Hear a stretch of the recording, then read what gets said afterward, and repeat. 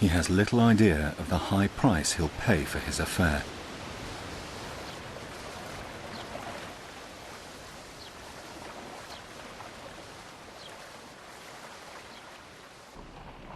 While Courtney is away at school, Fonthill dabbles in politics, taking up his family's Rotten Borough parliamentary seat.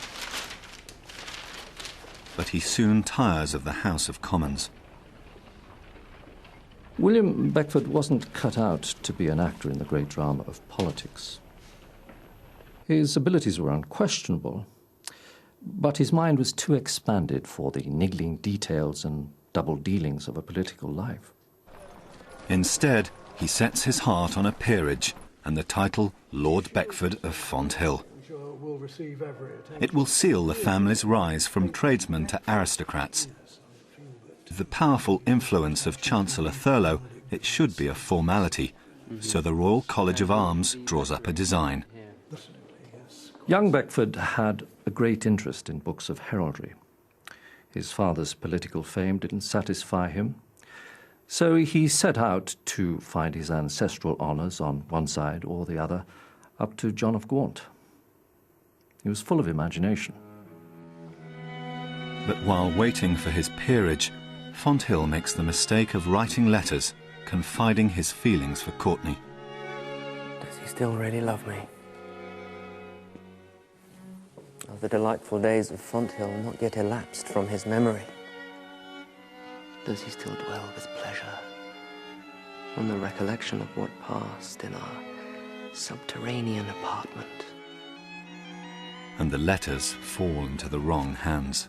Does he still dwell with pleasure on the recollection of what passed in our subterranean apartment? Lord Loughborough has just married into the Courtney family and has developed a loathing for Fonthill. On silken beds, in the glow of transparent curtains.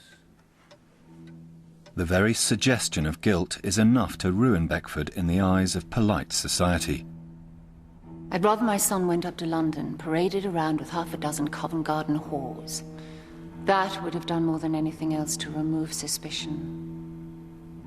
If the case ever comes to court, Fonthill could hang. Beckford's conduct was heedless, not to say childish. But his enemies are powerful. And he is, I believe, not barbarously treated by an ill-judging world. Fonthill blames Courtney for his predicament, and the spell is broken. A certain young person whom I once thought to have been my dearest friend, but proved himself the meanest traitor and blackest enemy. You may guess who pulled the strings. You're very good health.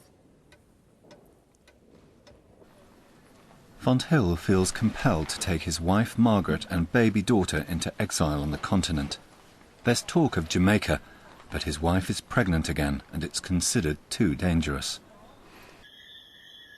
Disease-ridden Jamaica is notorious for its high infant mortality, but among the slaves the risks are even higher.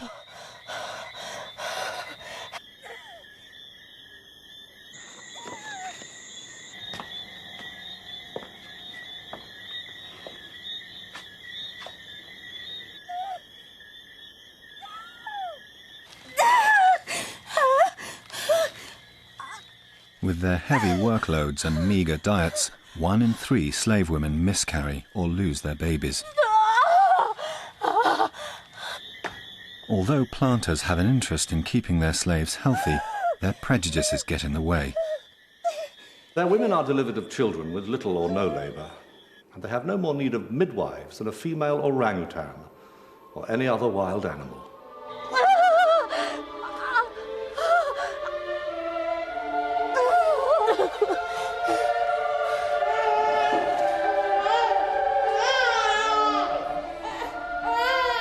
5,000 miles away, Fonthill gains a second daughter, but loses a wife.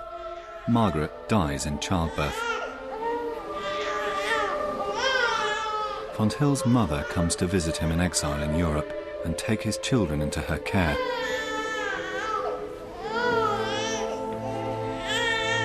She will protect them from their father's disgrace and mould the next generation of Beckfords.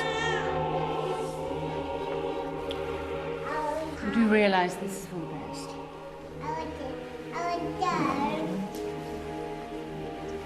Nurse, take Mother's hand. He's left alone with his regrets and the blame of society. An oracle might have said with truth, he will be rich and wealthy, the affectionate husband of the best of wives, the father of 2 lovely infants. And yet, an exile from his country, shunned by his countrymen.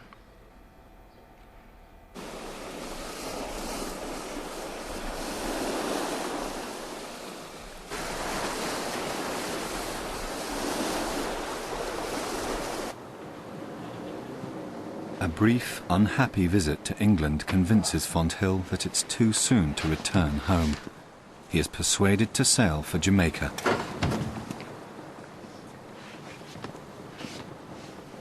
The more I hear of Jamaica, the more I dread the climate, which I fully expect will wither my health away.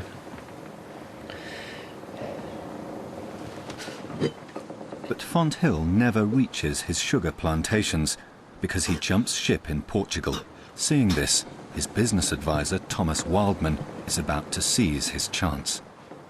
It is said that this trade in sugar has a powerful effect on a man's ethics and principles. I would go so far as to say that it changes a man entirely. Tempted by the financial opportunities of Jamaica, Wildman sizes up one of his employer's landholdings known as Quebec.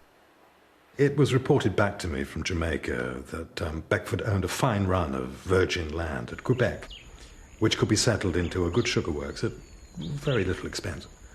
I asked Mr. Beckford if he would like to give me the land at Quebec. Of course, I described it somewhat differently. My dear William, there is a piece of wasteland in the corner of the island. Yes, that's it. So he very generously presented me with 1,200 acres and £5,000 to develop it. Wildman appoints his younger brother James to get the land cleared to grow sugarcane.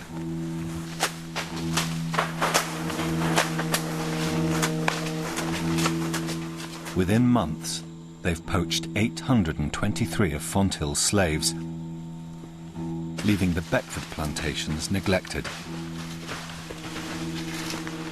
Well, how was he ever going to find out? Quebec made us a considerable sum.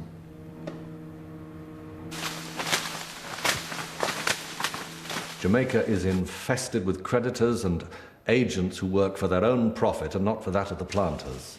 They'll lend him money and wish him well for a while, but they then commit every species of fraud and extortion. These men are no better than a flock of vultures.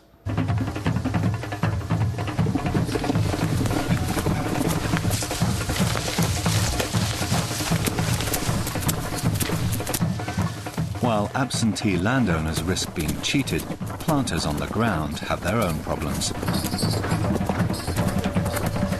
Each year, slaves attempt to run away, losing them productivity and spreading discontent.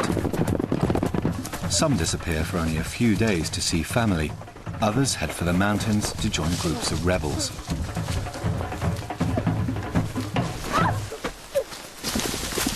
Stop! Don't move! Stay right there. You thought you could run from us? Secure those chains on there. Most runaways are captured or return. Either way, they're given harsh punishments to deter others. Sometimes the overseers add a sadistic twist of their own. Lime juice, for example, sharpens the sting of the whip. And although the legal limit is 39 strokes, 200 or even 300 lashes are not uncommon on remote plantations.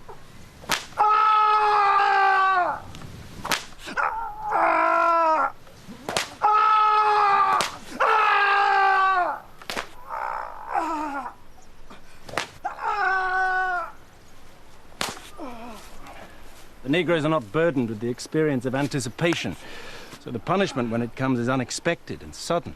The sorrow fades with the pain. The planters of the island of Jamaica have been unjustly accused of treating their Negroes with cruelty. But the truth is that these men inherited their slaves in much the same way as a man in England might inherit the lands and estates of his ancestors. In fact, there is no man in England who possesses more charity and clemency than the planter. So if there are instances of cruelty, they must happen without his knowledge. Whipping, mutilation, even execution are seen as acceptable penalties.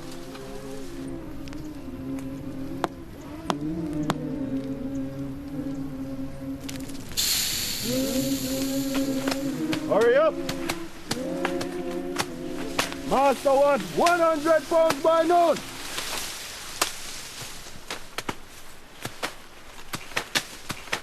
However hard the slaves are worked to produce sugar, yields gradually fall on older estates as the soil becomes exhausted. And Jamaica faces growing competition from other Caribbean sugar producers like Cuba and Haiti.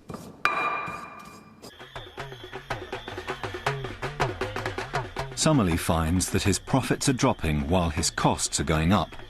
A newly independent America no longer exports them cheap food and timber. There's a complicated system of debt and credit in the island. In fact, a man may not consider himself to be distinguished in Jamaica unless he's in debt. Summerlee extends his credit with his merchant, putting up his estates as collateral. Some planters, who find themselves unable to settle their overextended accounts, are almost reduced to being slaves. The merchant charges commission at 0.5%. 2.5% is added to all the produce he sells, and 2.5% is taken from sales and invoices. He also charges interest at 0.5% on what he loans, and the interest is added to the capital every year, making it bigger, with the result that the sugar is sold at a loss even before it arrives in England. Better by far for the planter to borrow from anyone, even at 6%, than from his merchant at 5%. Because once he becomes indebted to him, he becomes dependent. Possibly for life. Summerlee is now relying on a successful crop to reduce his debts.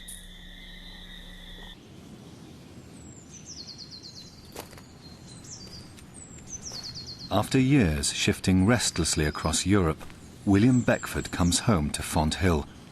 He remains ostracized by polite society and responds by building a 7-mile wall around his Wiltshire estate to shut out his enemies. How's it progressing here? Fairly well, sir.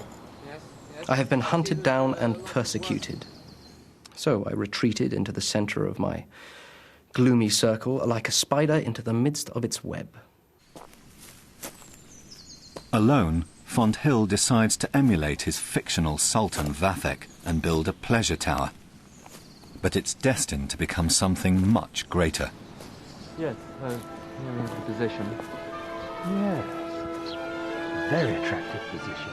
Fashionable royal architect James Wyatt is chosen to draw up the design. Shrubbery drawing one's eye.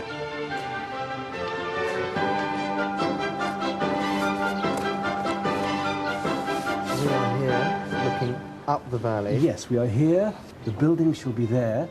Fonthill turns his back on the classical style of the day in favour of the dramatic detail of medieval religious architecture, known as Gothic. And from those Gothic windows, one will be able to look straight down the valley at the lake. He's inspired by his memories of the magnificent monastery of Batalha in Portugal and his brief flirtation with Catholicism.